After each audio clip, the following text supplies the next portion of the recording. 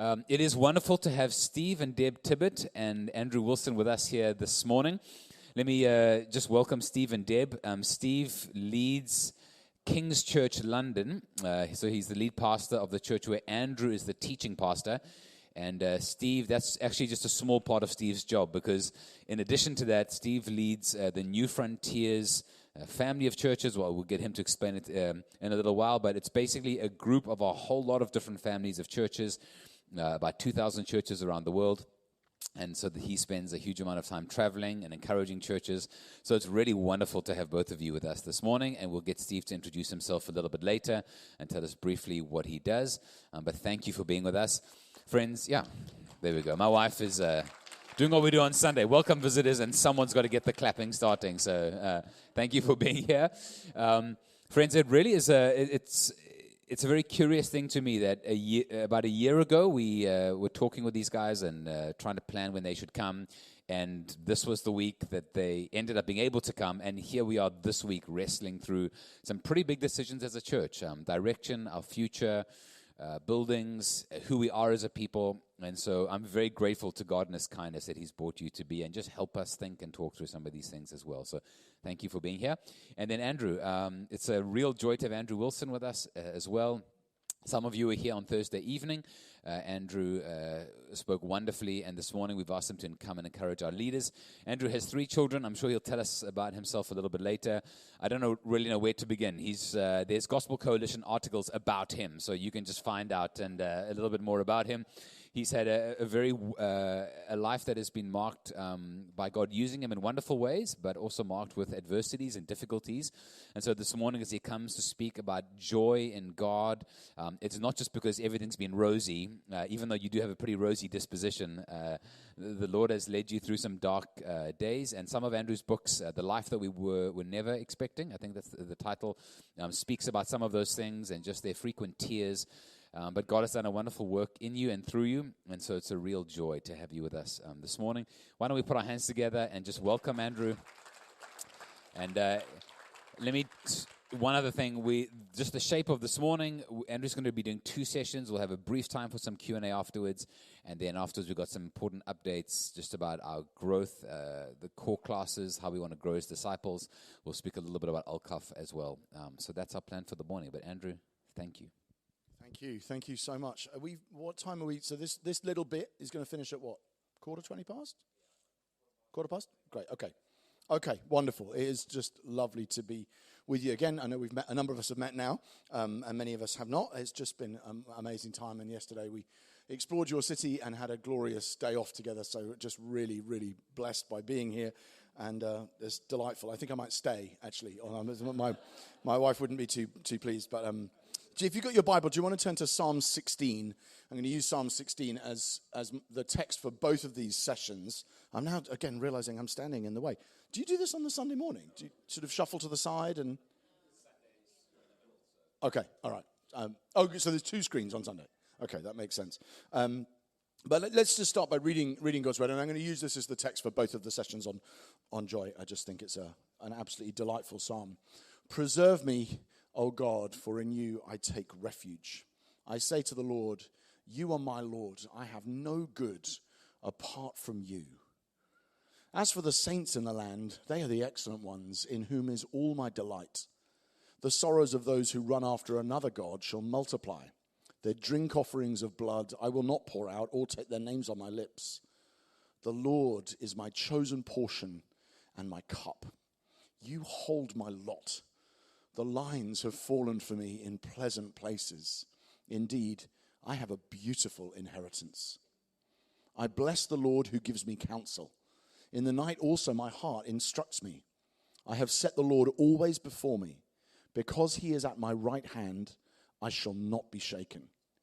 Therefore my heart is glad and my whole being rejoices. My flesh also dwells secure. For you will not abandon my soul to Sheol, or let your Holy One see corruption. You make known to me the path of life. In your presence there is fullness of joy. At your right hand are pleasures forevermore. This is the word of God. Amen.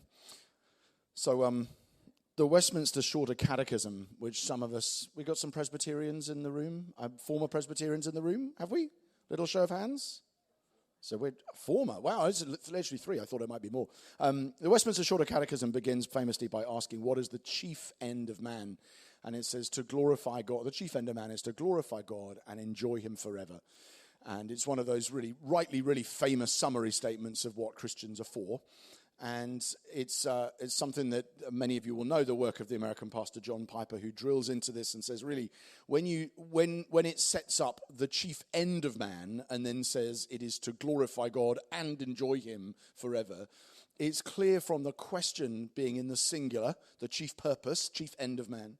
The answer's given 2 answers. It's really a way of saying the way you glorify God is by enjoying him forever. It can't be that you're meant to glorify God sometimes and sometimes you enjoy him. It must mean, because there's one end of man, to glorify God by enjoying him forever. That actually the way we glorify God is by delighting in him and reveling in him and by finding joy in him. So the word and implies 2 quite different things, bacon and eggs, which I had for breakfast this morning.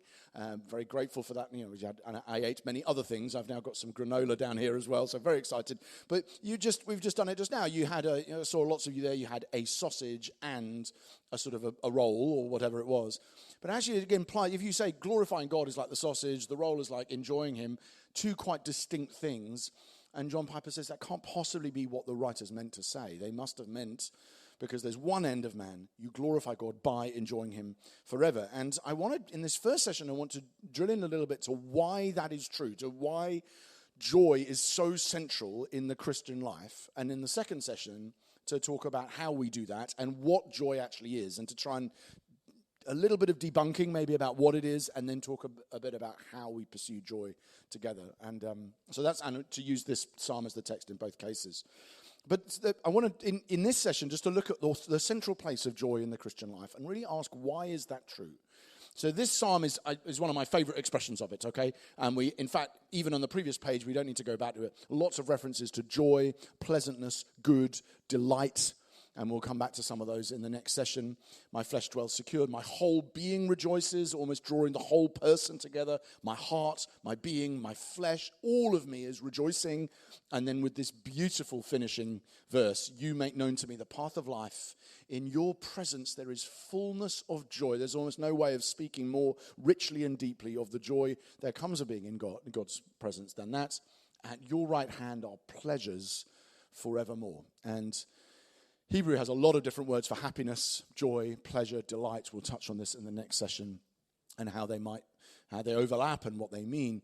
But no matter what kind of different paraphrase you use, or whether you even use a different translation, you'll find there is very rich, deep, happy words throughout this psalm. And there's an expectation that the follower of God is going to find themselves delighting in him, and that is the heart of really what Christian worship is. Which I imagine I don't need to convince you of, but this is true throughout the scriptures as a statement of the Christian life. So a verse that has become very important in my personal life just because my dad used to quote it at breakfast all the time. My dad would walk into the room. We'd be teenagers sitting over cereal. I'm the oldest of 4 children. My dad would walk into the room and say, "Good morning, children. Rejoice in the Lord always. And again I say," and he'd leave a dramatic pause. And we weren't allowed to keep eating unless we went, "Rejoice." It's like a big part of our lives. And so I kind of grew up with that verse drilled into me. But as I've got into it and read more around it, realized how much of Scripture focuses on this theme of the need to delight in the Lord, not just to be a happy person, although praise God that's what happens, but to rejoice in the Lord, as Philippians 4 and verse 4. Psalm 37 verse 4, delight yourself in the Lord, and he will give you the desires of your heart. In your presence there is fullness of joy, at your right hand are pleasures forever. 1 Peter 1 and verse 8, though you haven't seen him, you love him and are filled with joy unspeakable and filled with glory. And we could go on and on. There are dozens and dozens of texts like this, probably hundreds in Scripture. And I want to ask the question, why is that true? Why are Christians exhorted to pursue joy and to delight in God? Not only to say, well, I'm good at the main thing, which I think is what we would naturally assume, is I need to honor God, I need to glorify him, I need to trust him. And joy is a nice side effect of some of those things happening, but it isn't in itself something to seek. That's, I think, how many of us naturally are inclined. That what my job, my duty, is to honor God and praise and extol. And if I then find myself being filled with delight, that's wonderful, but that's not the purpose. That's a side effect. Like it might also make me healthier, but that's not the goal. I said, no, but Scripture doesn't talk like this. Scripture says, no, you are being ordered to, commanded to rejoice in the Lord, to delight, to be happy in God. I will try and convince you in the second session that being happy in God and rejoicing in God are the same thing. So suspend your doubt on that for a moment, if you would. But even if you just take the word joy or pleasure or delight, rejoice. Right? We are intended to do those things in God. And I want to look at why that is. I'm going to try and give 5 reasons for it, 1 or 2 of which will probably be very familiar, and some of us have read whole books on this, and 1 or 2 of them maybe less so.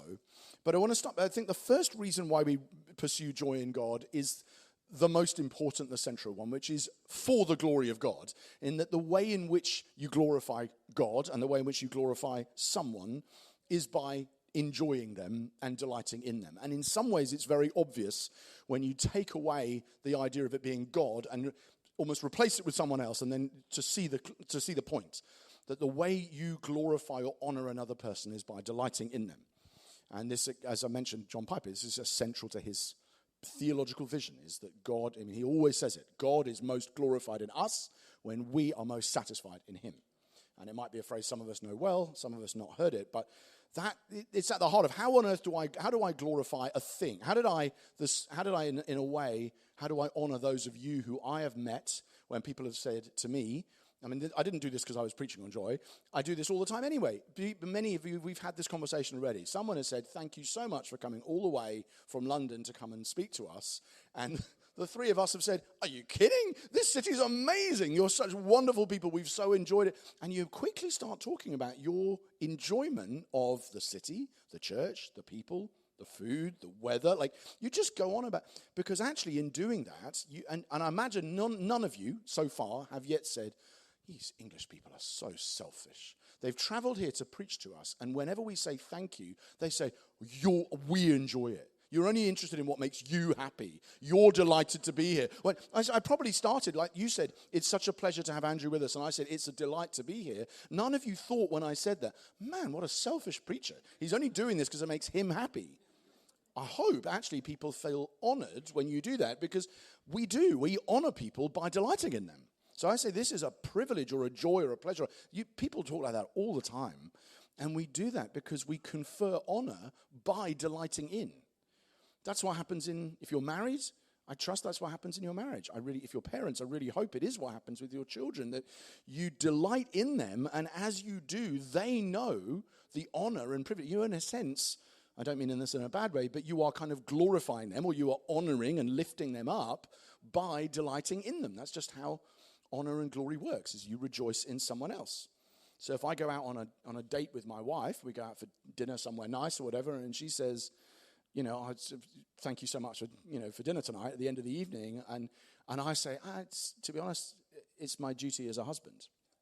It's just like, that's not an honoring response, right? Whereas if I say, I've had such a wonderful evening, thank you so much, I love spending time with you, that's glorifying in a way. Do you see what I mean? It's honoring or lifting her up because it involves joy. That's just how joy works, and it's how glory works. And so in the Psalms, you see this kind of thing. You know when the psalmist says, in your presence there's fullness of joy. You know as you read that, God is honored by that kind of thing. Because when we find joy in someone, we lift them up. So the first reason why we are exhorted to pursue joy as Christians is because that's how you glorify God. The second reason why we are commanded to, summoned to pursue joy is because, well, if I put it like this, bad things happen when we don't. This is a more negative one, but there's the Puritan theologian Jeremy Taylor made this remarkable statement, which when I first heard it made me quite uncomfortable, but I've realized how wise it is. He said, we are threatened with terrible things if we will not be happy, was his comment. And you can draw this out from a text in Deuteronomy, where in Deuteronomy 28, when the blessings and the curses are pronounced. And God says, because you did not serve the Lord your God with joy and gladness, therefore you will serve your enemies, whom God will. As in, when Israel doesn't delight in God, they try and delight in something else, and those other things destroy them. So there is a very positive theological vision of joy in God, which is wonderful. But the second reason is bad things happen to you if you don't pursue joy in God. And in fact, everybody does seek joy. They may not seek it in the right place, but everyone's looking for happiness. This is just one of those things human beings do. Blaise Pascal, who I've quoted in a few settings this week, Blaise Pascal said, "All men seek happiness. This is without exception. Whatever different means they employ, they all tend to this end. The reason why some people go to war and some other people avoid going to war is to the same end, attended with different views. Men will never take the least step but to this object. It's the motive of every action of every man, even those who hang themselves," Pascal says, that they are trying to maximize their happiness or minimize their unhappiness. And that's just how human beings are motivated. So the question is not, will you seek your joy? It's, will you seek your joy in a place that will satisfy that need or not? That's the question you have to ask. And a famous, and some of you again will have heard this before, but it's such a powerful paragraph. It's one of the few paragraphs of non-Bible writing I've got memorized because I found it so helpful. But where C.S. Lewis in The Weight of Glory says, "If we consider the unblushing promises and the staggering nature of the rewards promised in the Gospels, it would seem that our Lord finds our desires are not too strong but too weak. We are half-hearted creatures fooling around with drink and sex and ambition when infinite joy is offered us, like an ignorant child who goes on making mud pies in the slum because they can't imagine what's meant by the offer of a holiday by the sea. We are far too easily pleased," as Lewis says. And says that's just how Jesus reasons in the Gospels all the time. You need to seek your reward. You need to seek the delight of being found in God and the joys that are there. And if you don't, you will look for joy. You'll just look for it in a place that doesn't satisfy. You'll make mud pies instead of spending the evening up Marina Bay Sands looking out at the Pacific as we did yesterday. So it's just an absolutely remarkable summons. But so I think our first reason to pursue joy in God is that that's how you glorify God. The second reason is actually that bad things happen if you don't. That judgment in the end comes because the things you seek are not good for you and they destroy you and they make you smaller. The third reason to pursue joy, we're going through 5, okay, and then we'll finish in 10 minutes. The third reason to pursue joy is this is the way that Jesus himself lived. So if we're called into the imitation of Christ, Jesus' life is motivated by joy. And I think the best text to illustrate this is in Hebrews chapter 12 and verse 2, where it says, fix your eyes, consider Jesus, the author and perfecter and so on, who for the joy set before him endured the cross, scorning its shame, and is seated at the right hand of God. Which is to say that the motivation of Jesus in his earthly life and in his sacrificial death and resurrection from the dead was his own joy. That's not the only way of putting what Jesus was doing, but Jesus was motivated by his own future delight. For the joy set before him, he endured and scorned the cross and the shame. He said, I don't care about this because it's going to get the joy set before me, which ultimately I think is you guys, is the people of God, is the delight of seeing the world saved and brought to faith in him. And in order to get that joy, that's what the phrase means. In order to get joy, he scorned the cross. There's a fascinating contrast in these passages because in that chapter, because later on in Hebrews chapter 12, we find the same construction used of Esau in reverse. So we find that Jesus, for the joy, scorned the cross, or scorned the shame. Esau, for the soup, scorned the birthright. It's the same, it's a parallel text, but we don't notice the parallel because there's 15 verses in between. But actually, if you read Hebrews 12, 14 to 17, you find the same thing. That Esau, in order to get whatever, soup, stew, something nice to eat, scorned something of enormous value to get something very trivial and flippant that actually wouldn't satisfy him for more than a few hours. Jesus did the opposite. Jesus, in order to put to one side something that was extremely excruciating for a few hours, and of course in the period leading up to it too, and even if you say his sufferings lasted 33 years, which of course in a measure they did, but in light of the eternal joy offered him, he said, I'm not interested in the mud pie. I can scorn the temporary shame of the cross in order to get something of eternal value. And Esau, of course, is held up as the example of what not to do because he did the opposite. He weighed up the traded. So what human beings do is when something's near us, we see it as larger. It's like my children when they were small. They could say, I could cover the sun with my thumb. You know, that all that kind of, you know what I mean? You do, don't you? You realize, and of course it takes them a while to realize, no, your thumb is just an awful lot nearer than the sun. That doesn't mean the thumb is bigger than the sun. It's just closer. And we tend to do that with pleasures. We go, well, this pleasure is very near me. Soup, soup, soup. Birthright, what's that? Whereas they say, no, what you've got to do is you've got to compare the true size of the soup and the true size of the birthright and value that which is truly valuable. And what Jesus does in this text is makes the correct judgment, which has got the cross and all of its shame and anguish and horror, which is right in front of him. But he then puts it alongside the eternal joy of the salvation of the world through his death and resurrection. And he says, this is immeasurably more valuable than that. It's just this one's closer. And that approach, saying that I will get more joy in the end by doing this than by doing that, that trait is the way that Jesus lived.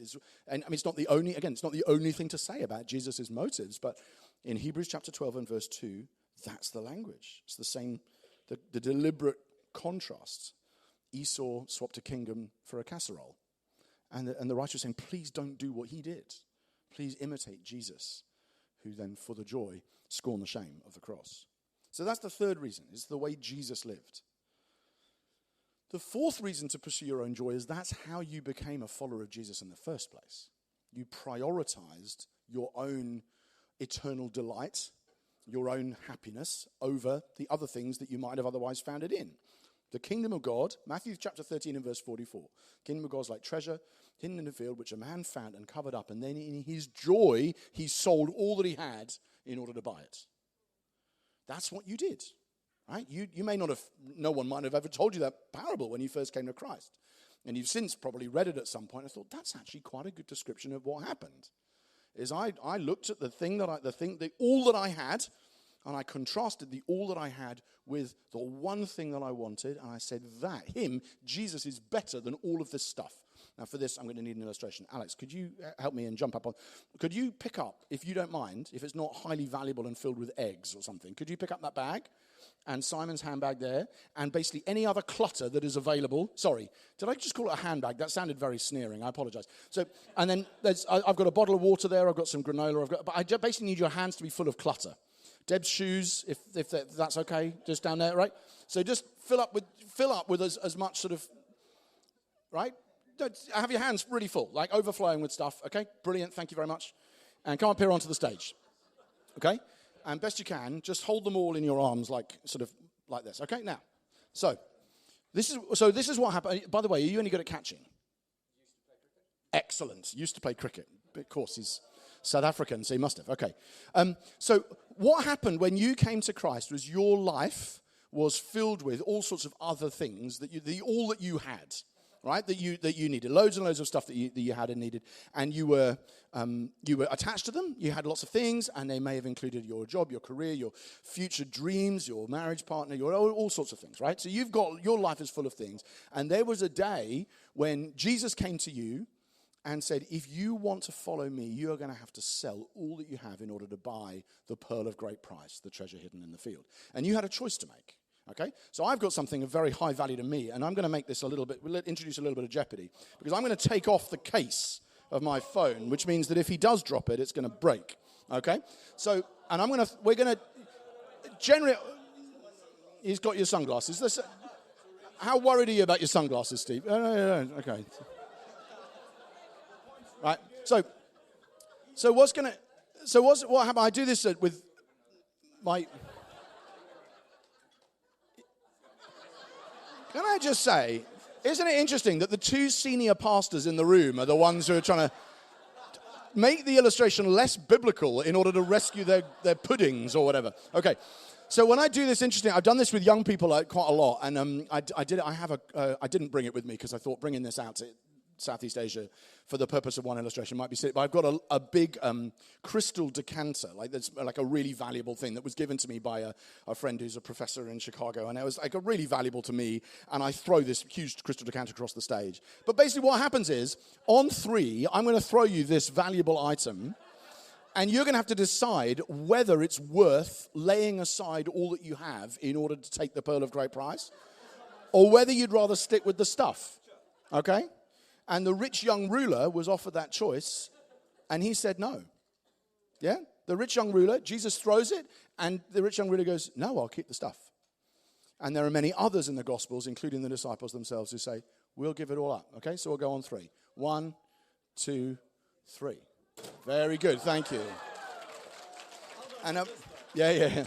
And actually, then what happens is your life, you would look around and say, that might have been the job I thought I was going to have.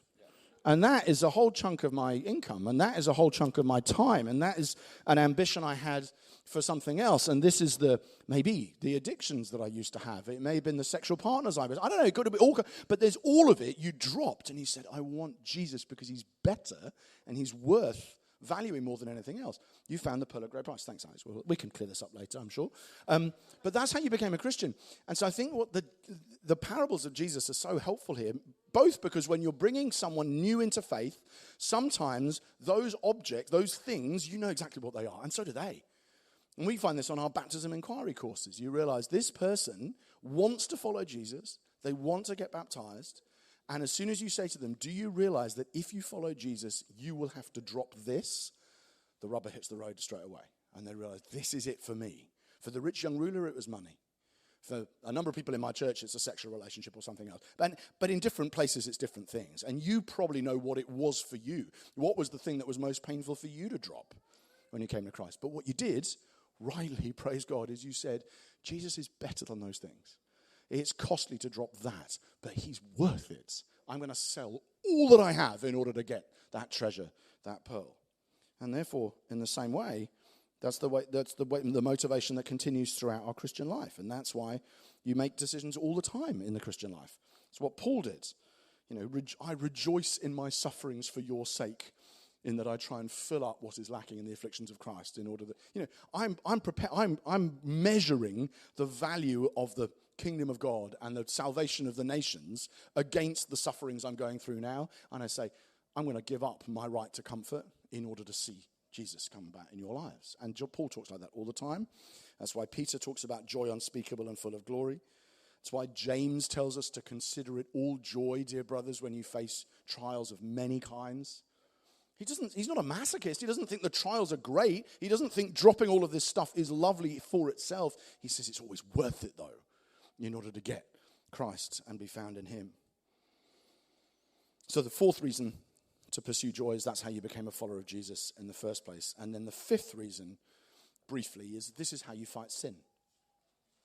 You can't fight sin without prizing your own joy. It doesn't work.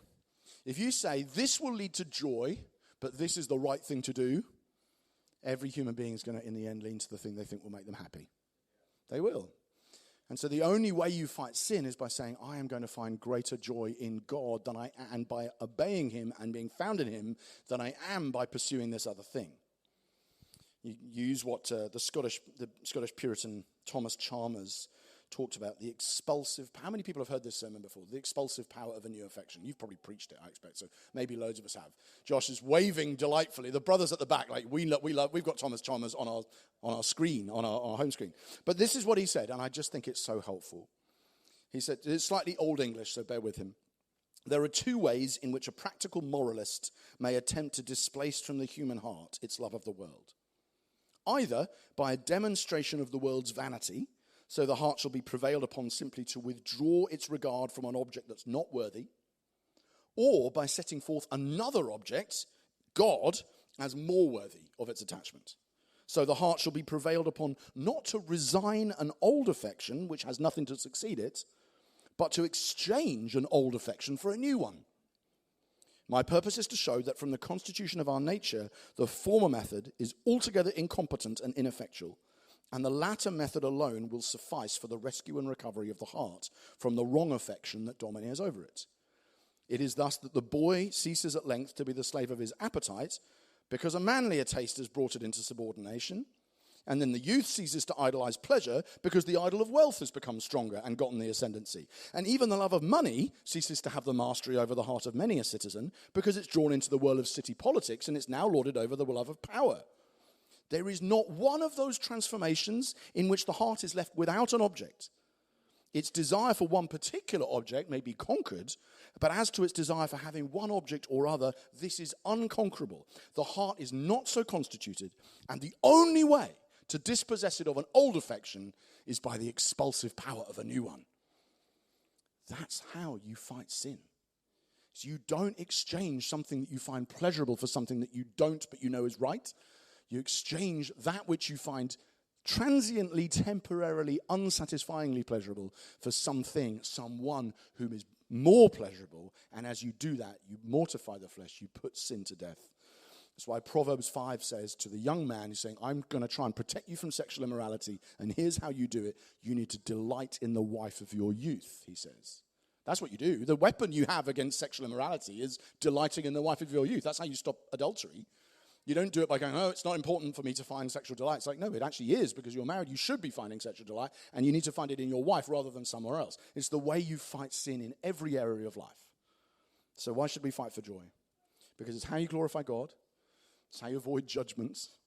It's how you imitate Jesus. It's how you became a follower of Jesus in the first place. And it's how you fight sin. We'll take a few questions, I think. I'll have a little bit of a break in a moment, and then we'll come back and talk a bit more about the what and the how. Is that okay? Great. The what and the how, I'm sure some of the questions will want to go to that direction now. So let's try and keep the questions from there. But let's just take 5, 6, 7 minutes to any initial questions you have. And Josh will hand out the mic. We'll just raise our hands. It was very, very wonderful and encouraging. It's fantastic. Wasn't that wonderful?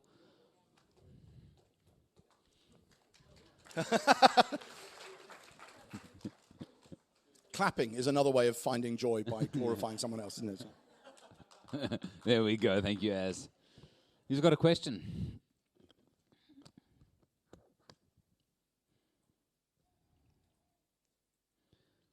So I've got a question, seeing as no one else is asking now. This is going to veer toward the practical, so you may get there in a while. But I guess for many of us as leaders, thinking about other people, so before you get to the practical stuff, how do you help other people see this, that you're trying to lead? I think the one, obviously, that you just ended with was sanctification, right? And how do you engage with people who say, yeah, I understand the theory, but in practice, it just feels far easier to love this thing or delight in this rather than God? Or I know in my head, delighting in God makes more sense, but I just don't feel it. You're talking to Christians here. Yeah, that's right. Yeah, I think the rationale, the way the appeal works is by you're trying to speak to the heart rather than trying just to reason people through. You're trying to shape the loves of the person, aren't you? And I think the way to do that, often it even surprises people that this is the choice before them, is not to. I think everyone's faced with it already, but they think it's a choice between doing the right thing, which will feel miserable, and doing the wrong thing, which will feel great. And in some ways, trying to help them see that doing the right thing is that which ultimately will lead to their joy is half the battle, because they're just surprised to even hear that that's the logic you're using. I think it depends on what the sin they're fighting is, because I think in many cases it can often be quite easy to display why it would be a better thing for them, why in the end, in the long run, it will lead to greater joy to pursue joy in God. I think the sort of sexual immorality one is actually one like that, where I think we've probably all got stories, tragically, in leadership in the church or pastoral ministry, where you meet a person, you think what she did, there's always one woman I think of who made the trade and went, I am going to go with this man because he loves me and he's more exciting than the guy I married.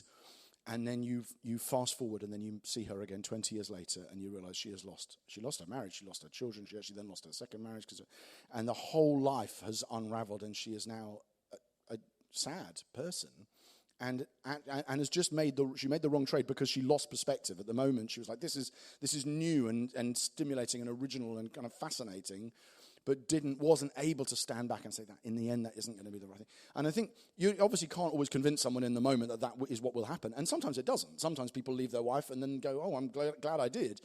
Give it enough time, they don't get there. And ultimately, when they face judgment, they won't feel like that at all. But I think sometimes there are obvious examples where that's true. In others, I think it's more about the way that we try and even motivate people as we talk about it in the church. That you get, like, giving is a good one. So that actually motivating financial generosity is something that we primarily do by saying this is actually going to be better for you. It's better for you. It's not just that it is the right thing to do, but it's not like what will make you happy is spending all your money on yourself, but the right thing to do is to give it to God. You say, no, actually, ultimately you'll find much greater joy in investing a bunch of what God has given you in the kingdom of God. That will actually increase your joy. And so we reason that way, so we don't, obviously not going prosperity theology at all, but it's because you're not trying to get earthly rewards back, but you're saying, actually, there is a version of it, though, in which you are seeking your own reward. It's just you're seeking an eternal, you're laying up treasures in heaven. That's the way Jesus reasons. I'm not saying, of course, that when you do that, everybody buys it and immediately stops sinning, and that our church is sin-free because they preach this stuff all the time. Clearly not the issue, not the case.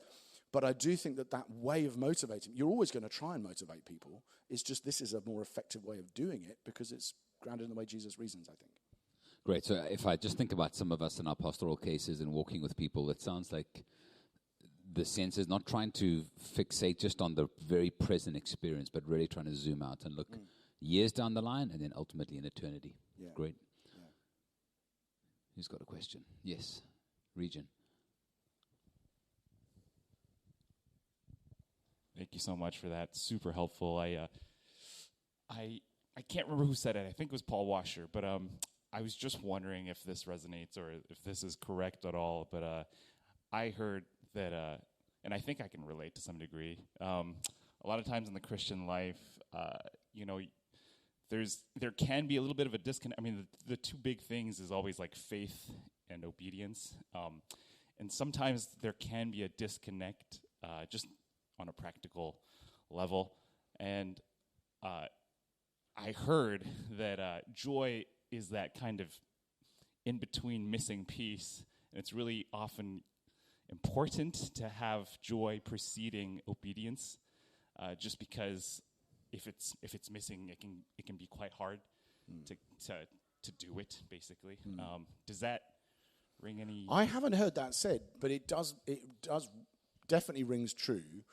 I think the word that I would use, I mean, it's the most obvious Christian word to try and sum up how faith and obedience are bridged by joy, is the word love, which is that what we do, effectively the works that come from faith, or the faith working itself through love, is something that we only do when we have already loved God more than anything else. And so in that sense, if you have faith, joy, obedience, faith and obedience are expressions of love as well, but actually when you love God, that's where your joy changes. And then as a result, from that, in many ways, I think that what the parable of the treasure and the pearl of great price do is to say, in a way, all of the natural obedience, all of the putting to death of the flesh that you go through, all of the loving your neighbor flows from the love of God. It's the fact that you think he's worth giving up everything for that causes you to do those things. So if your obedience doesn't flow from joy, it's almost like saying you've got works that aren't flowing from love. And I just don't think that's a thing.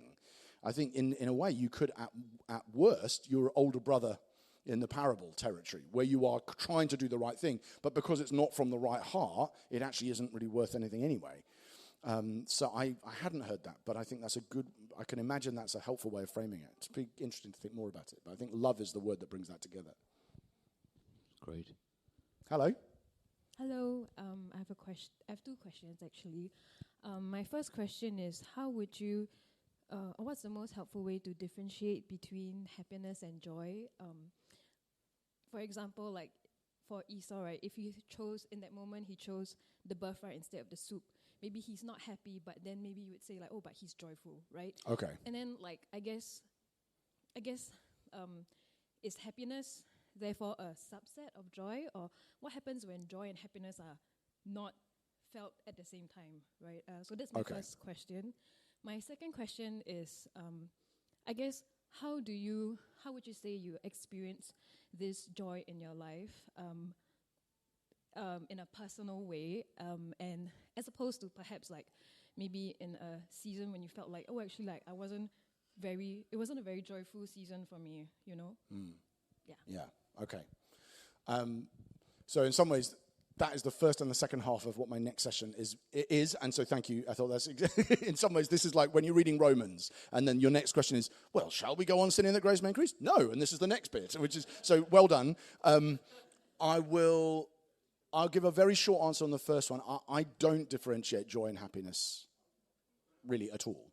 And I'll try and show you why in the next session. I know what people mean, and I think they're trying to get at a good distinction, but I think that's better expressed through shallow and deep forms of happiness and joy, rather than through making joy one kind of experience and happiness another. And the example I often give is if I said to you, a wedding is an occasion of joy, not of happiness, you'd say, that's weird. What do you mean? I mean, people are happy at weddings, they're joyful. What's the difference? And so if we despiritualize it, I think you can see we use the words in entirely overlapping ways. But I do think people who make the distinction are trying to say something good. I just think there is a better way of saying it, which we'll come to. And I'll try and show even from this psalm that I think these words are used interchangeably. With the more practical thing, again, I'll talk into that in a bit in the next session, but I think the point you make about life season is really helpful, which is to say that I don't think people are failing in their Christian life if they find themselves struggling with sadness all the time and crying all the time. I just don't think that's a failure at all. In fact, I think that the kind of joy that the Bible is talking about is something that is compatible with, and sometimes even, I mean, someone said to me, I've got a very smart Christian theologian who I was talking to about this, said to me a statement that really struck with me, and I realized it's true, is he said, happy people cry more. Because the opposite of happiness is not always sadness, it's often apathy or a lack of feeling generally. And if you think about the people who experience the greatest depths of joy, they're often suffering with people a lot of the time. So you rejoice with those who rejoice and you mourn with those who mourn. And so you experience more highs and more lows, and that's a much richer life than a life in which you don't experience either. And therefore, it is not something that gets taken away by very hard seasons. And the season of life I'm in now is an easier season than it was 10 years ago. And I probably smile more now than I did then. But actually, I can honestly say I think I had to find joy in God more, in a way, when everything else is going wrong, than you do because God is the one that's not changing. And so actually, if I didn't get joy in God then, I wouldn't have coped because the circumstances were not good. Whereas when the circumstances are good, the danger is you go, this life is great because I'm in Singapore and we've got loads of stuff and it's beautiful, it's lovely, and that's how I feel now. And it's like the danger actually is I find my joy in the stuff and not in the giver of the stuff. Whereas when everything's falling apart, you don't tend to do that. So I do think there's a helpful observation about life stage. Blessed are those who mourn. Yeah. In the Sermon on the Mount. Yeah. Brilliant. All right, we're going to pause Q&A now, but we'll take a break in 5 minutes. I just want to invite Steve up and get him to say hi to us and ask one or two questions. And then if we do this now, we'll have a little bit more time at the end of the second session after Andrew's been a little bit more practical for us to keep asking questions. So that was really fantastic. Should we increase our joy by appreciating Andrew? Thank you. Thank you. Steve, so wonderful to have you here with us. Thank you very much. One of the things that I talk about with elders every now and again is just the helpfulness of periodically having external perspective and just having someone from outside of our context have a look in, see who we are, kind of be a mirror to us. And in God's kindness, that's come at a very pivotal week for us. So very, very thankful. Steve, why don't you tell us very briefly, what do you do? I know I tried to share it a little bit earlier, and then I'll want to ask you, you've been with us for like 72 hours or something, so not very long, but we have got a lot of value out of you in those 72 hours, and we've made you work very hard. So far, what are you seeing? What's encouraging you? So, thank you, Simon. Oh, it's so good to be with you, and we have looked forward to being in Singapore. I bring greetings first from King's Church London. I also bring greetings from the New Frontiers family to you. It's great to be here with Deb. Her grandfather was based in Singapore and fled on one of the last ships with her mum, who was 2. So for us being here, about that. My wife is always inputting into what I say, so it's kind of, and she's the wise one of the setup. So what do I do? Well, I've led a church for 30 years. It's a large church, around the same size as you, maybe a little larger, and it's grown over most years. and so I guess I'm a pastor. But I've also always had translocal responsibilities. And in the last 5 years, I now lead New Frontiers, which is an apostolic fellowship, which is just a multiple families of churches, which actually is probably 3,000 or 4,000 churches in over 90 nations. So I spend a lot of time visiting large churches in different parts of the world and teams that are planting churches all over the world, which is a great joy. It's not as glamorous as it sounds, but it's some pretty. You get some really great moments, and being with you is one of those really great moments. But you also deal with Christians facing persecution, famine, Christians. So last week I was in Poland at a small conference with churches in the Balkans. Such a different context to here. Albania, very poor. A number of pastors living in Ukraine, suffering from war.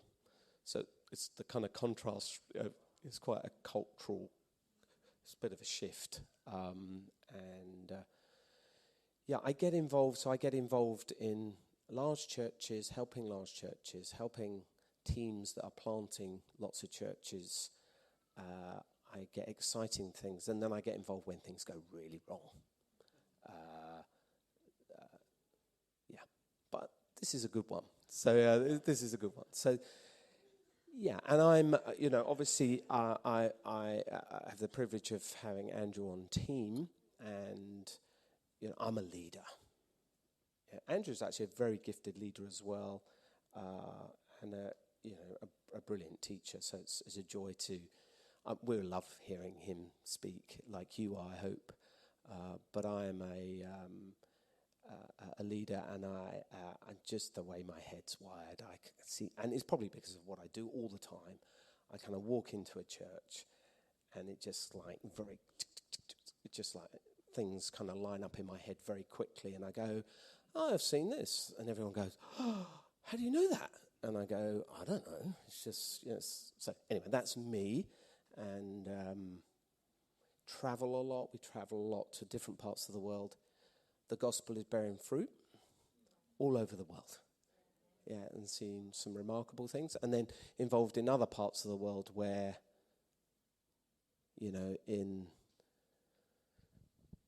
where growth is, if one person gets saved, everyone goes, "Wow, it's taken 3 years of faithful." So you get the perspective. Very, very helpful. I mean, just hearing you talk about war and famine and those experiences that are so far from us is a very, very helpful kind of, just perspective to bear in mind. So with that in mind, before we go for our tea, tell us, what have you been encouraged by? Or don't tell us just tell us whatever you want, but encourage us, basically. So I would have sat in a room with leaders of a church about this size, 6 different churches in the last 3 months. So it's like, and I'm not surprised. We're based in London. You've got a fantastic pastoral team, and of the elders I've met, love God, wise, sharp. So that is, as one would expect in a place like Singapore, in what I would call a large church. And a lot of processes in place which are good, which you don't always see. So I think so far, 72 hours in, lots to be very grateful for. I'm trying to be nice before I say something. You're just thinking, you've done this before. He's thinking, I know where this is going. I did reflect back to those that I've met so far, is that I do think you could be just a little happier about what God is doing amongst you. And you meet people and say, "Oh gosh, we're growing. It's a problem." It's like... I mean, I don't go to many churches where they say, the problem is that we stop people joining the church because we're worried about what will happen to the church. So I think you need to get over that. All right? I really do. I mean, in New Testament Christianity, particularly the book of Acts, is about a massive global expansion. And, they seem to be quite happy about it. So there's something in your identity, personality, culturally, it's just, you don't want to overstate, so you understate. It's just, be happy with what God's doing amongst you. It's good, yeah? It's not perfect. Small is not beautiful, big is not beautiful, yeah? But people wanting to connect with God and being saved and being discipled is a good thing. And I'm in a lot of contexts where, just to see a little bit of fruit, people will rejoice. So just be a bit happier about what God's doing amongst you, okay? Now, and the other thing, there've been one or two things I think you're living in reaction to, which just needs perspective and understanding. Why are we living in reaction to this? Because it's gone wrong, okay? That doesn't mean a healthy alternative is we need healthy large churches to model something that is good, yeah? And so, I could say more, but that probably is, that's probably enough.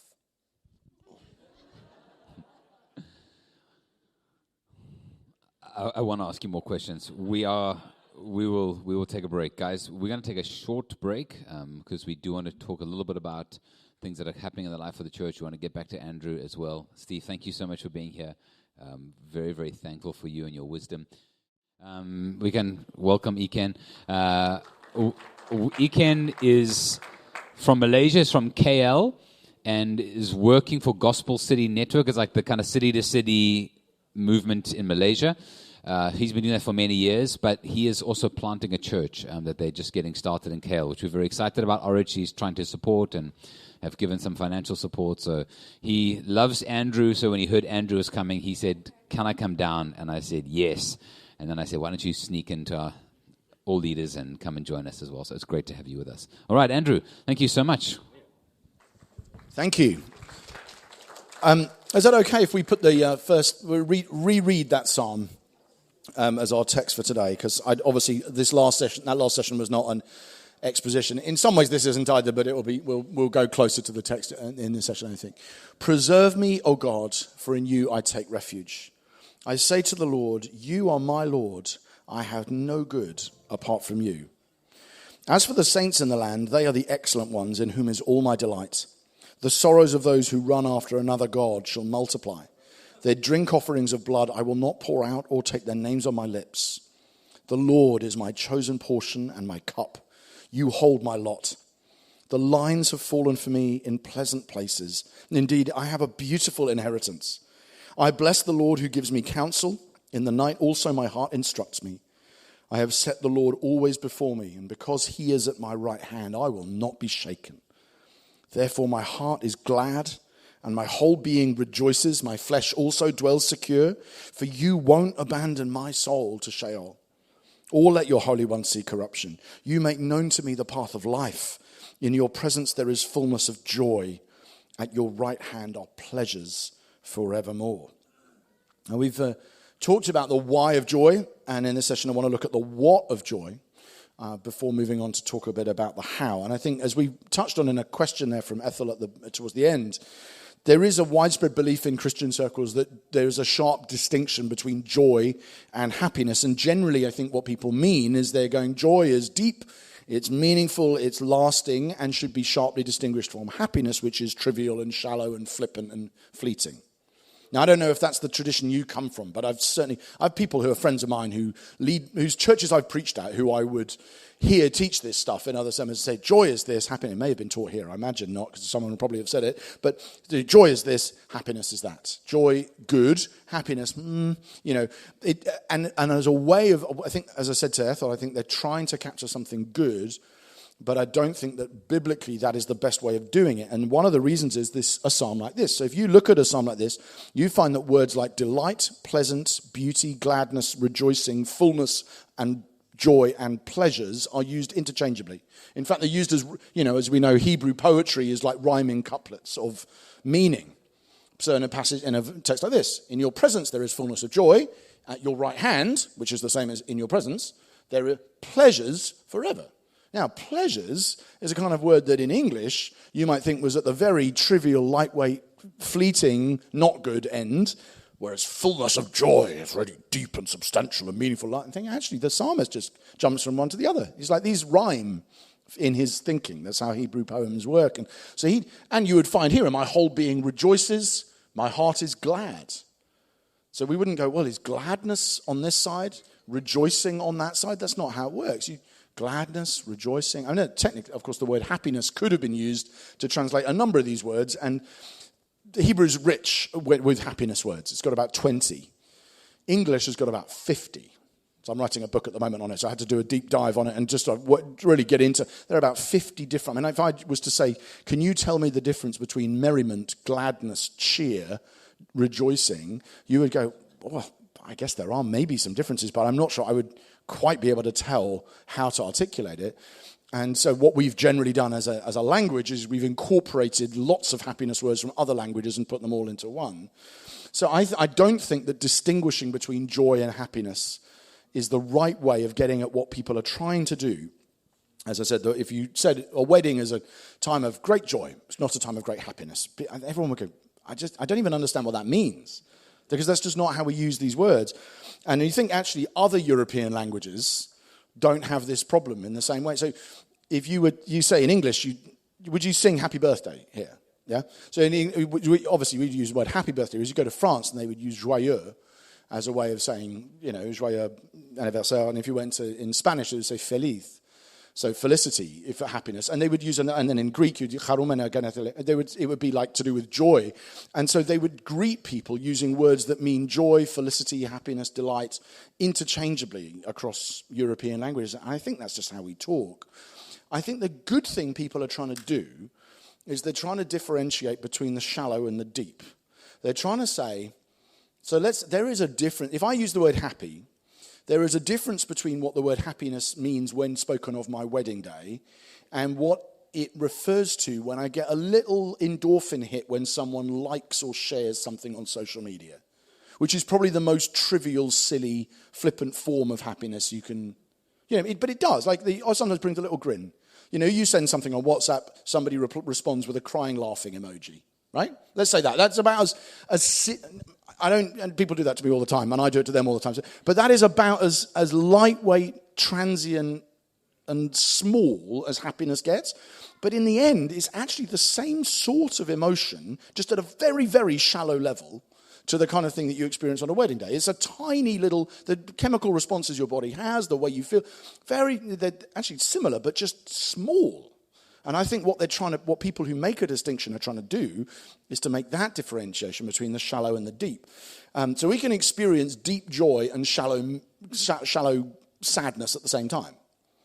So I have this thing my wife does, like when I'm at home and something's gone wrong, and it may not surprise you to learn, I live my life out loud. So expostulations of joy, yes, but also loud grievance about things that break in my home. And I'm not technical, and so a light bulb goes, or last winter it was the fuse that powers something, our freezer or something. And so you can't work out why it's not working, but the freezer's not working, and things begin to melt and defrost, and you're like, and I am expostulating. I can't believe this happened. I've been away, I've come back, it's all gone. And then Rachel would just go, I'm Andrew. I work all day in a job I love. I've just got home to my beautiful wife and 3 beautiful children. God loves me, my family love me, and I couldn't be more miserable about it. She has this little speech, and normally she's only said the first few words before I start laughing. And I read it because, of course, the joke is like, my sadness is shallow, but my joy is deep, right? And so now that's a fun example, but we were just talking in the break that there are really, really, my wife was at a funeral 2 days ago for a teenage boy who'd killed himself. Now, no matter what she had done, no matter how well she had fought for joy in her day, she's going to feel really low at the end of that day. And that's okay. In fact, what it does is it means you go, my circumstances are causing me such sadness that the only place I will find joy is to go deep into God. And actually, like can we go back to the previous page? Verse 2, I say to the Lord, you are my Lord, I have no good apart from you.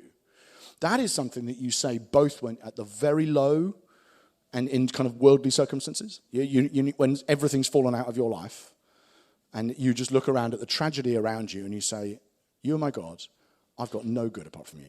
Nothing in this world, it seems to me right now, is good except you. I have to go to God for joy because everything else is gone wrong. But it's also the kind of thing that you can say when everything's going great. And actually, I had to do this bit of self-talk to me last night as we were up Marina Bay Sands, the tower, the beautiful place. And I'm having a lovely meal with my friends at this glorious city, having a wonderful time. And I actually have to think to myself, phrases like this, you are my Lord. None of these good things are ultimately here apart from you. Like all good, every good and perfect gift comes from above, coming down from the Father of lights, with whom there's no shadow due to change.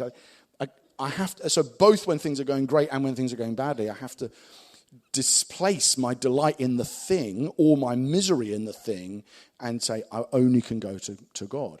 And so it might be for a stupid reason, like my fuse example, that my sadness is shallow, but my joy is deep. But tragically, the reverse is true too.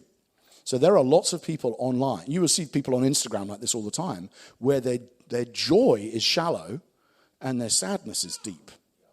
Right? You look at their Instagram reel is just non-stop pictures of beautiful people drinking, draped over one another, looking sunny. But then actually you think, yes, but when you know this person, actually there is this existential malaise and confusion about who they are and what their life is for that leads to this real deep sadness that is not papered over by the shallow joy. So I think we're better thinking in terms of the deep and the shallow than we are in terms of joy versus happiness. That's just in terms of language, and I think it can help, particularly when people are asking, as some of you already have in person, how do I balance the tragedy of the circumstances I'm in with joy in God? I can see them both. And I say, well, those two are not incompatible in Scripture. Paul talks about himself being sorrowful, yet always rejoicing. And I think he said, because actually, even when the sorrow is it's not shallow. It's actually pretty substantial in my life right now. There are good, heartbreaking reasons to be sad in this situation. Yet my joy is deep. When I go down to bedrock, when I say there is no good apart from you, I find bedrock and I find a joy in God that can carry me through. And actually, if I didn't, I wouldn't have joy anywhere else because there's nothing else to rejoice in. So I've got to go to God because where else am I going to find that which I need? I think about oceans. So in Britain is a. How many of you have been to Britain before? Okay, so you know it's kind of cold and grey and rainy, but so much of the time. But so I live in a seaside town, and so if I look out at the ocean, I can see the ocean is moving in three different directions at once. Right at the shallow level, there's what I can see, which is the waves coming towards me, and they are basically following the wind by and large. So if the wind is southwesterly, the waves are coming from the southwest. So that's normally what I see, and they might be surging and raging, or they might be very flat. But basically, that's level one. That's a very shallow level. But then there's a layer below it, which is which way the tides are going. So the tides might be heading in a very different direction to the waves. The tides might be going, it might be that the waves look like they're coming right for me, but actually the tide underneath is pulling them away from me. So they'll be further away from me in 6 hours than they are now. So at one level, they're coming right at me. The other level, they're going away. And at the third level, there's the Gulf Stream, which is the sort of water that comes from the Gulf of Mexico that keeps Britain relatively very warm compared to other places that are as far north. We're practically in the Arctic Circle, my island, but actually a lot of the time it's really nice and warm. Doesn't freeze that often, we're in my hometown anyway.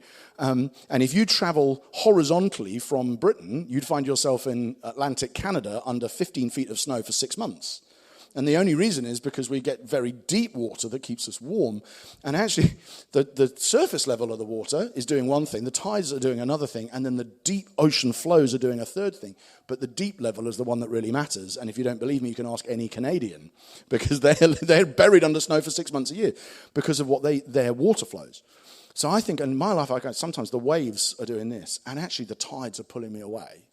But at the deepest level, I am being warmed by the ocean currents of God's love, which are the only thing that are going to carry me. And in the end, I'd rather have that. And it's lovely when you get all three, but you don't always. And some of us are in seasons now where the waves and the tides are really, you're struggling against the tide and the waves are crashing in.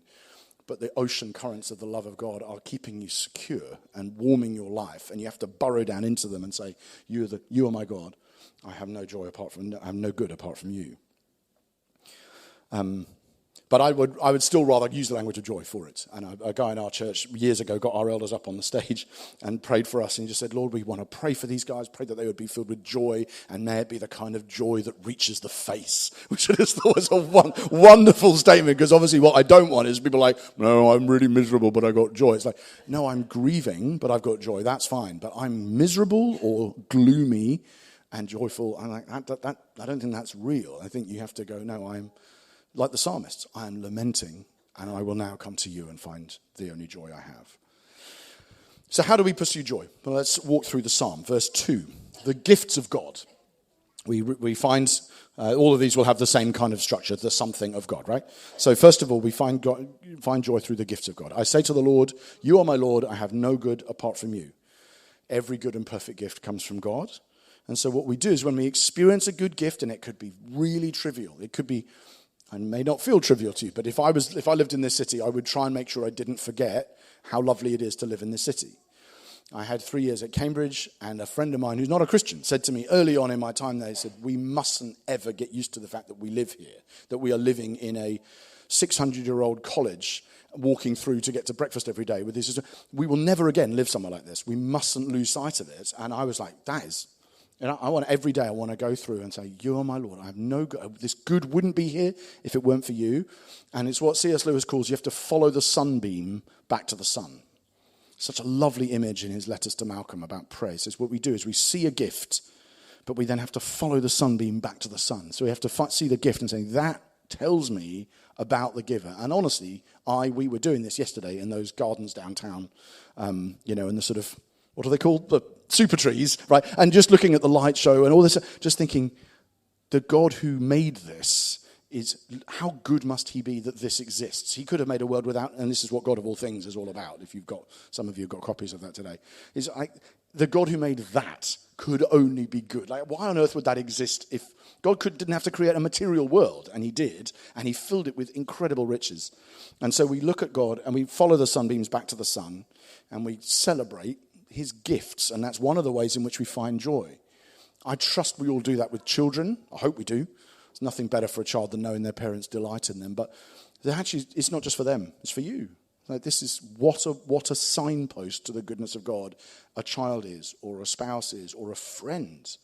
And sometimes you're just sitting, in our case, maybe don't sit around the fire very often in a country this warm, but if you sit around the fire in Britain, outside camping in the summer, and you just think, and I was looking at my friends last summer as we were doing this in late August, thinking, this group of people is incredible. Like, how's God blessed me with people like this in my life?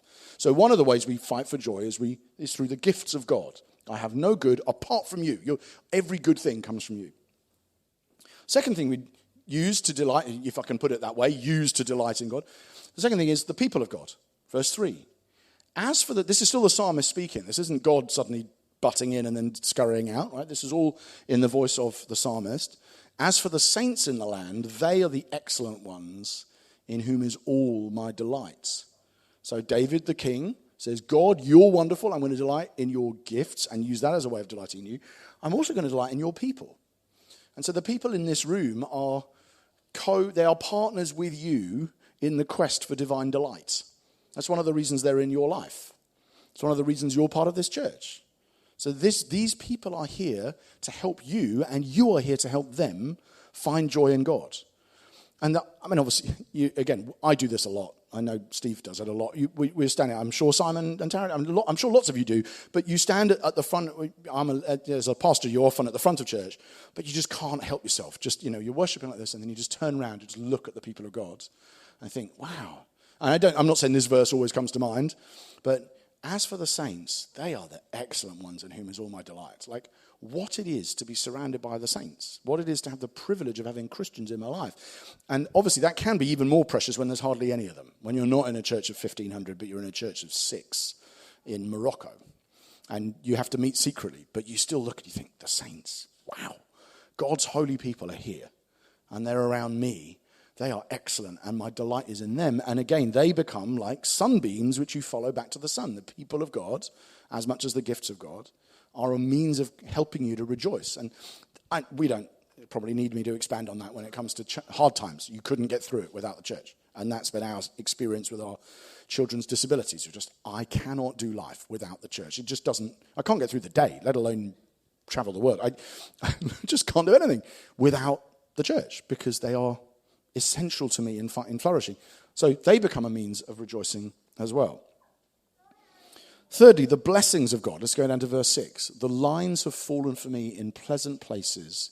Indeed, I have a beautiful inheritance. Now, this is the imagery of the allocation of land, is the imagery that David is using here. The land would be divided up into different pieces. There's a plot of land that you are allocated. And obviously, that's not quite how things work. I think the way things work here is that basically the government owns all the land and then lets you live in it for 100 years and then takes it back again. So that might not quite translate. And lots of people in history are not really landowners anyway. I'm not really. But of course, he's using it in part metaphorically because David is not just saying my ancestral lot is beautiful. He means, wow, God, you have brought me, as he often says in the Psalms, you've brought me into a wide and open space. You've given me, I have greater joy in you than all of those people when their grain and wine abound. I have received good things from the hand of the Lord. And so in that sense, the blessings of God are an opportunity to continually reflect gratitude back to God. And gratitude is one of the habits. As I said, I'm writing a book on happiness at the moment. And one of the things that is fascinating is when you read happiness studies or positive psychology books, and there's lots of them, and they've generally got bright yellow covers and got a picture of a smile on the cover or something like that. When you read those books, one of the most common threads that they have from not from believers necessarily, in fact, not very often, is that how gratitude makes you happy. It's just one of those very commonly observed things that if you get people in experiments to give thanks for 5 things, it causes them to feel happier. And obviously that's you should think, very clear to Christians because it's so central. But actually this, even just like the lines have fallen for me in pleasant places. Indeed, I have a beautiful inheritance. The practice of reflecting on the blessings of God in your life. And so it's in parallel here with the concept of the gifts that come from God, but actually specifically blessings that have come to you. Not just his common grace gifts to everyone, but the gifts he's given you. The inheritance he's given you that he hasn't given anyone else. And again, just last night, not because of this message at all, we're sitting at the top of this tower and just Steve's going, can you believe we're here? Like, how did this happen? Do you ever ask that question? And we're like, all the time, because how has God given me that? Now, you can still do that when things in life are falling apart. In fact, it's sometimes the most important time to do it, because you realize, in my case, even when our children were regressing, losing skills, and their disability was overtaking them. My daughter is 14, but she still interacts with the world like a 1-year-old and is still much, much less able than she was when she was 2.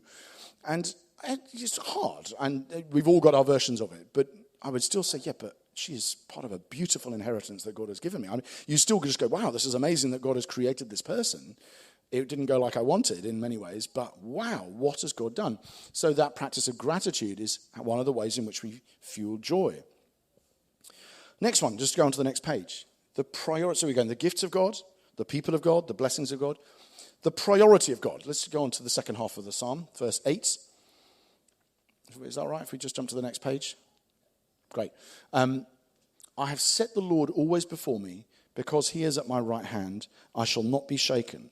Therefore my heart is glad, and my whole being rejoices. My flesh also dwells secure. One of the ways in which we find delight in God practically is actually by making delight in God our priority. As in we put him, I have set the Lord always before me. He's at my right hand, I won't be shaken.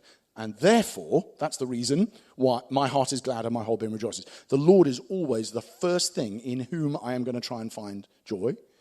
And therefore, when I say making delight in God your priority, I mean it literally as the first thing in your life.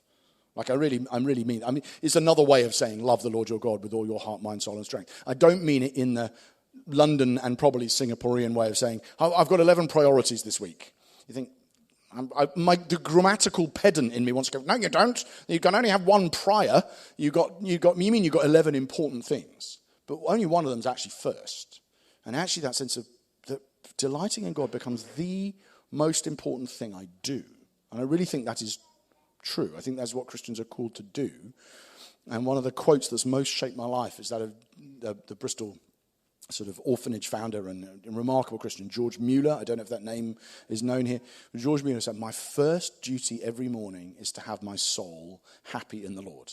That is literally the first thing I need to do, because if I don't do that, what will happen is I will try and find that my soul will still crave happiness and it will look for it somewhere else. And actually I have to prioritize. I have to say, what is my day about? Of all the things I've got to do today, I want to spend time with my family. I want to do my work well. I want to rest. I want all these things. I don't mean if you have a shower first, you are a bad Christian, right? I find I can't have a devotional time without having had a shower. I'm too asleep. So I'm not saying, it must be literally the alarm goes, bing, okay, quiet time. I mean, no, you can wake up, you can have tea, you can whatever. But as in the priority, the thing that comes first in your day, to be delighting in God. And that to me is a litmus test for all decisions in the Christian life. Is this decision going to increase our joy in God? Even from the very big decision, like, are we going to buy a building? Right? Is it going to increase our joy in God? Right the way through to, am I going to date this person, or am I going to post this on social media, or how am I going to use technology in my daily life? Where am I going to live? What job am I going to take? Should I go to this university? Should I what?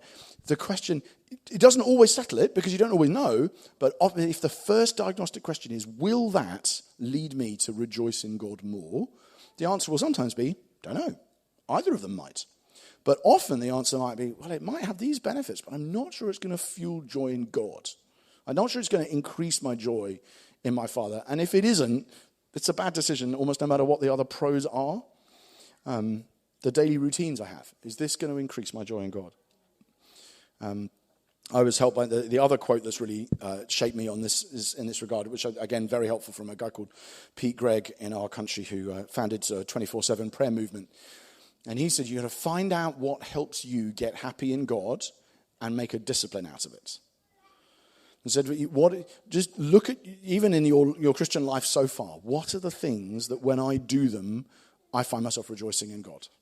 And then make habits out of those things and make it a discipline. Saying, so he said, I found that when I walked over the hills, I would take a pen and a notebook and I'd journal, and I would take the dog and I'd go for a long walk. I'd find a pub lunch. I would journal. I'd pray. I'd walk back. I'd journal. I'd pray.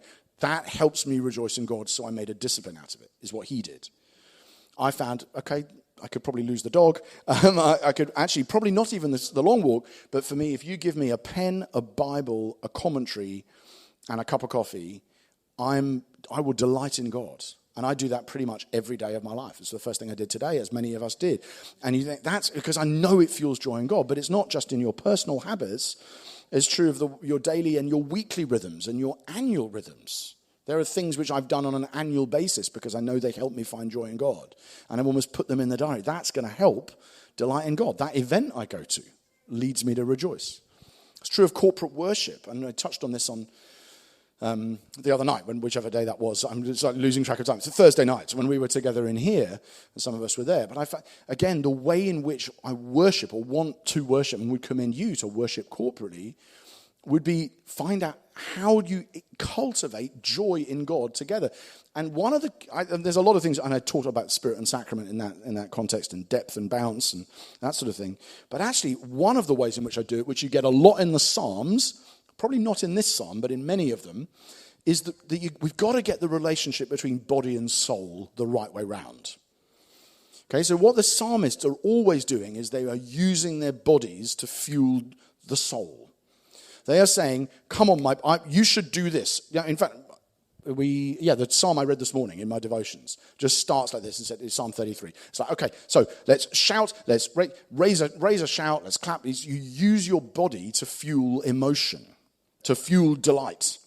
And what most Christians do, unless they're taught this stuff, and actually that's not true, most Western Christians do. Africans don't seem to have this problem at all, as we find in our church. But what most Western Christians do is they go, I will wait until my soul is really, really happy, and then I might express it in some way with my body. And if I feel really, wow, transcendent, the glory have come, the glory is descending in person, I can't believe, then I will do this. And if I'm really pleased about something that's been said, I will clap, or and I might sway. You know what I mean? Whereas the psalmists don't tend to think that way round. In fact, often they're like, wake up my soul. I will awaken the door. Come on. And it's almost like they're trying to throw cold water in their face. Do you ever do that when you're really tired? You just go to the sink and because I need to wake up. And the psalmist does that using the body. And saying, I don't just kneel in worship because I feel overcome with the awe of God. I kneel in worship because I want to be. And becoming lower makes me go, I'm down here, you're up there. Now, I don't think that's just true of kneeling. I think it's true of dancing. So I often dance not because I'm feeling really high in God, because I want to be. Now, I know some of us will feel like, that's a big, I've never done that or whatever. Can I just say, it's all over the Psalter. When the Psalms are trying to teach you how to worship, they really go in for this stuff. And we touched on this, and Simon was very gracious the other night, just saying, okay, there are places where you can overlean, but that's probably not our challenge. And I just think that's, again, a ripple of nervous laughter. But that, as in, these are things that the Psalter commends and says, make a joyful noise. And I don't think that's the same as saying, make sure that your heart is really joyful so that you could make a joyful noise if you wanted. I think he's saying you need to make a joyful noise, in part because when you do that, you are using your lungs, your arms, your feet, your whatever, your posture to increase your joy. And again, positive psychology, happiness studies says this is true all the time. They say you would be amazed how much more confident people are when they stand like that. You'd be amazed how much happier people feel when they raise their arms. Psychology studies showing this. When they raise their arms above arm level, they feel happier. When you bow down, you feel a sense of the transcendent, even if you weren't particularly feeling in the glory zone at the start, and so on and so on. Dancing is an obvious example. Singing is one of the reasons God gave us that gift, is because singing harmonizes. Breathing is just one of those things where your subconscious and your conscious minds align. Breathing is one of the only things you do where you do it subconsciously, and you can also choose to do it consciously. There's almost no other bodily function where both of those things are true. And so it's just part of the way in which God's made you, that your body is intended to be used to help you in worship. Sorry, went off on one there. So you've got the priority of God and the habits that you form to put God first in your life. Just two very quickly, and then we'll stop.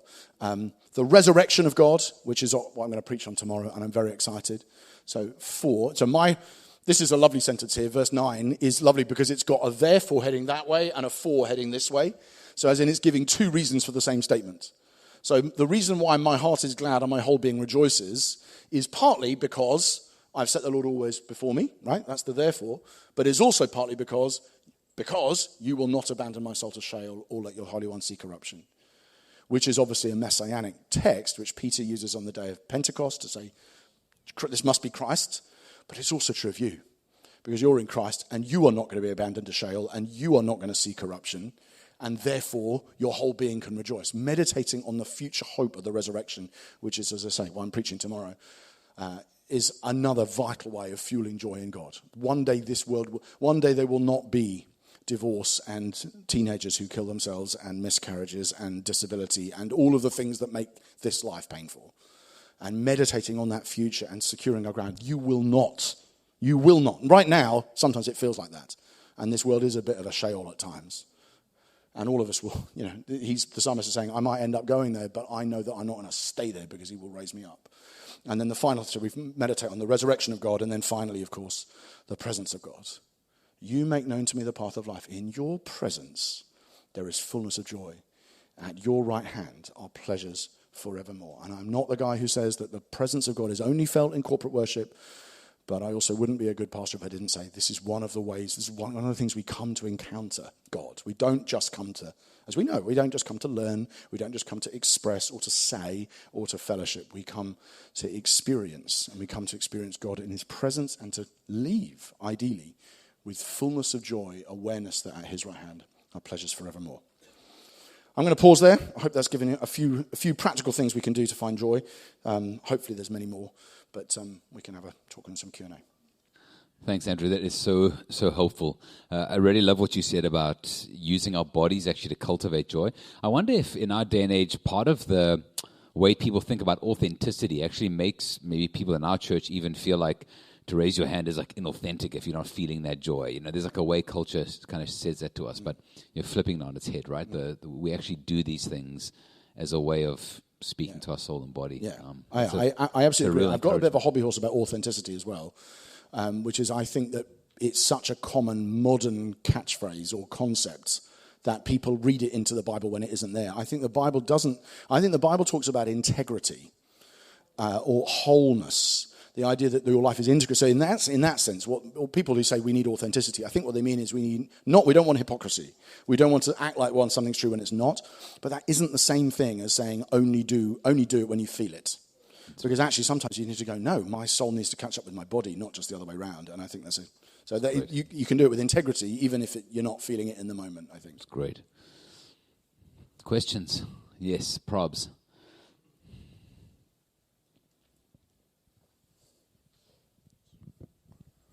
Hello.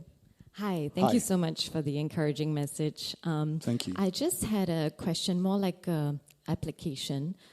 So how would you use the concept, I mean, even how we're supposed to look at joy as Christians, how would you use that to encourage people with like depression, where, because I do walk with a lot of friends with depression, and sometimes they would tell me they feel guilty because, they know they're blessed, they know like all the theology, but it's just not translating. Yeah. And then it turns into a form of guilt for them. It's like, I don't know how to find joy in the Lord. And therefore, does that mean I'm a bad Christian? So how would you very good.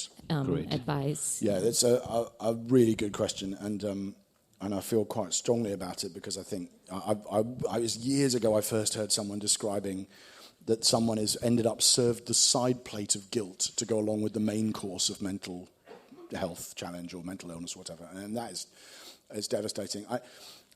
I think so. Sometimes, for me, the most helpful resources I found have been written by people who have depression and are still battling with it. And there's lots of good things like that out there. One of my favorites is actually a very, very short book by a friend of mine called Alan Noble, who's written a book called On Getting Out of Bed, which just the title alone you get, this is very real. And he lives with a lot with OCD and depression, and it's a real challenge for him. And he's a brilliant writer and thinker. And I actually will often point people to resources written by fellow sufferers, effectively, because I know that often they will strike a chord in a way that my disposition is quite upbeat. And so in some ways it will sound a bit hollow. And I totally understand that. I think as a person and pastorally, I don't know what the view would be here, even in the room at all. So this might be a contextual clangor, I don't know. In our setting, though, I have been quite an advocate both of medicinal and therapeutic treatments on depression. I'm quite both. I've seen the benefit of them in my immediate family, amongst some in our staff team. I found some forms of therapy, like cognitive behavioral therapy in particular, extremely helpful. I find some, sort of in moderate forms, medicine can be very helpful. And so I've generally, one of the first things we do is, I imagine you're talking to people about this who've already done this, but actually even just in our setting, destigmatizing, I think going to the doctor would just really help you. I don't think this is of a different order to other kinds of, if you're experiencing regular headaches, of course I'd encourage you to have paracetamol when they come, or perhaps even more medicine that's stronger than that. And I just don't think this is different in that way. Now, not everyone would share that conviction, but that would be part. So I think some of that actually in the community as a whole to make that kind of comment, because then people go, actually, your set point, and again, I had to do a lot of work on this in the book I'm writing, like the set point you have and the set point I have are just in wildly different places. So actually, if I'm rejoicing in God, I'll go from here to here, and if you are, you'll go from there to there, but you might, even on a really good day, will probably find yourself often lower than I am on a completely mediocre day, and that's not because you are failing, it's just, this is part of how, but you can change quite a lot of it. And so about 30% of of the way in which your sort of overall experience of happiness level is shapeable by the kind of habits and practices you use. And then there's about 50% of it which is almost like a set point, and then about 20% of it which might be based on conditions or life circumstances, which you're not in control of, but they're not genetic either. And so I put it to people like playing a game of cards, where there is the hand you're dealt, there is what the other circumstances, which is what the other players are doing, and there's how well you play. And there are some games which are all about luck, which is what you play with little children, and there are some games which are all about skill. But actually, the way we are wired with happiness or joy is that you do have a hand, and there's nothing you can do about the hand, but there is something you can do about the way you play, and you can learn how to adapt to the conditions. And so generally, I try and introduce all of those things to help people think through what they should do. And in the most recent case, where with somebody like that, where I was like, this person is clearly struggling with serious depression through life circumstances, but they weren't 5 years ago. But our big challenge pastorally was, we need to get her to go to the doctor. And I think if she goes to the doctor, and she did last summer, and came back and just like a month later, you're like, she's like a new woman, because she just needed a little bit of medical help. And she's not high at all. She's just back to like where she normally would be. And so for me, all of those things are integrated. And I think if you can say that, it takes away the guilt that someone is somehow failing. Just as it would be taking away the guilt from saying you can't run very fast because one of your legs is much shorter than the other, or whatever. It's just not something people are entirely in control of. But there are lots of other things we can do. And I do think Alan Noble's book is brilliant. Is that okay? Sorry, that was a long answer, wasn't it? Important question.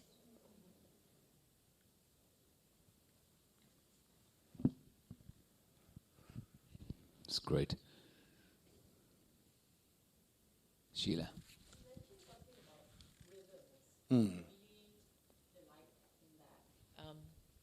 Could you sort of share how that discipline could be incorporated, not just as an individual, but even more corporately or as a community? Yeah, so I would go back.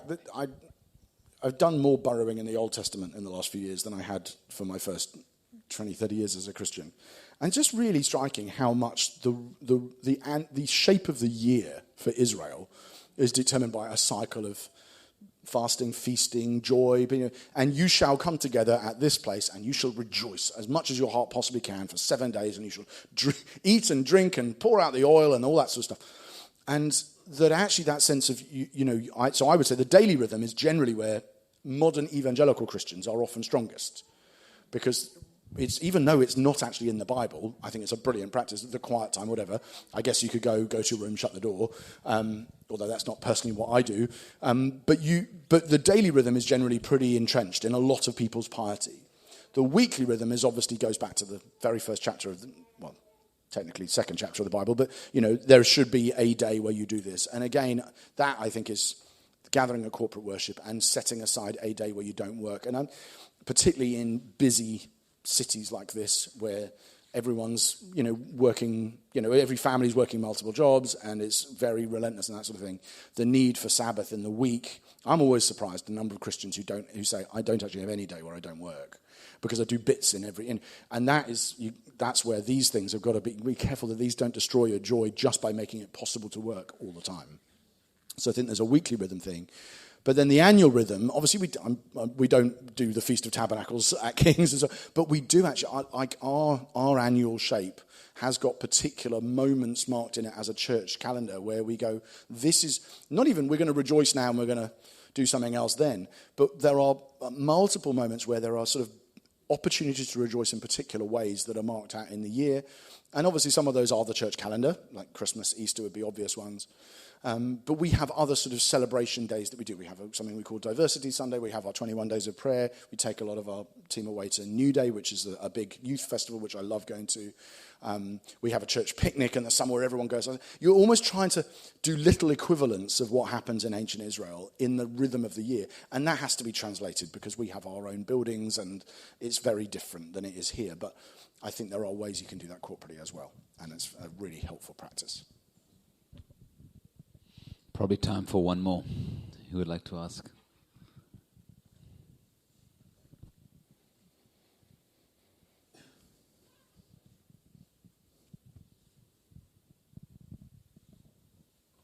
Dan, you're the man. Thanks, Andrew. I really appreciated what you talked about joy, and I couldn't help but think that is that is it related to the idea of the fear of the Lord? Because when we look at Proverbs, like the fear of the Lord is the beginning of wisdom, and what you say is so wise. I just wonder whether the idea of joy is in some ways related to fearing God.